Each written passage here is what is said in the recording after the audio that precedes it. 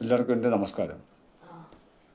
ഈ പ്രാവശ്യം ഞാനിവിടെ തോമസ് ഫുള്ളറെ പറ്റി പറയാനാണ് താല്പര്യപ്പെടുന്നത്. അതായത് പശ്ചിമ ആഫ്രിക്കയിലെ ഇന്നത്തെ നൈജീരിയ, ബെനിൻ എന്നീ രാജ്യങ്ങൾക്കിടയിലുള്ള പ്രവിശ്യയിൽ 1710 ജനിച്ച അദ്ദേഹം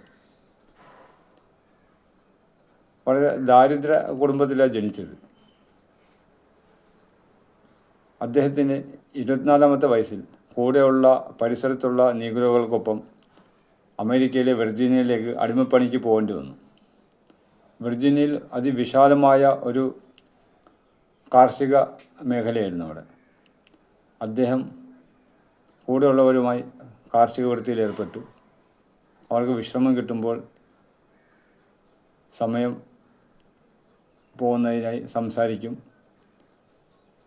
ആ സമയത്താണ് അദ്ദേഹത്തിൻ്റെ സുഹൃത്തുക്കൾ ഫുള്ളറിലുള്ള ആ പ്രതിഭയെ കണ്ടെത്തിയത്.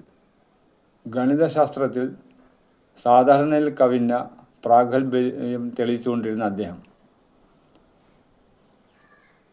സുഹൃത്തുക്കളുടെ വർഷങ്ങളുടെ ദിനങ്ങളൊക്കെ ഏതാനും നിമിഷങ്ങൾക്കുള്ളിൽ തന്നെ ഉത്തരം കണ്ടെത്തുമായിരുന്നു. അതിൽ നിന്നാണ് അദ്ദേഹത്തിൻ്റെ ഗണിതശാസ്ത്രത്തോടുള്ള കഴിവ് സുഹൃത്തുക്കൾ മനസ്സിലാക്കിയത്. അങ്ങനെ അദ്ദേഹത്തിൻ്റെ പേര് അമേരിക്കയിലും തുടർന്ന് ലോകത്തോടും എല്ലാം പടർന്നു. അങ്ങനെ അദ്ദേഹം വിർജീനിയ കാൽക്കുലേറ്റർ എന്നാണ് അറിയപ്പെട്ടിരുന്നത്. അദ്ദേഹം ലോകത്തോട് സംഭാവന ചെയ്ത ഏറ്റവും വലിയ മഹത്തായൊരു വാക്യമാണ്: അനുഗ്രഹം കൈവിട്ടു പോയതിനു ശേഷം മാത്രമാണ് ഭൂരിപക്ഷത്തിലധികം പേർക്കും താൻ ഇത്രയും നാൾ അനുഭവിച്ചിരുന്നത് അനുഗ്രഹമാണെന്ന് ബോധ്യപ്പെടുക. വളരെ വ്യക്തമാണ്. തന്നിൽ ഉള്ള അനുഗ്രഹങ്ങൾ എത്രത്തോളം ഉണ്ടെന്ന് അറിയാതെ തനിക്ക് ലഭിക്കാവുന്നതും ഇനിയും പ്രകൃതിയിൽ നിന്നും ദൈവത്തിൽ നിന്നും പിടിച്ചെടുക്കാൻ വേണ്ടിയുള്ള ആകാംക്ഷയിലാണ് ഭൂരിപക്ഷത്തിലധികമുള്ളത്.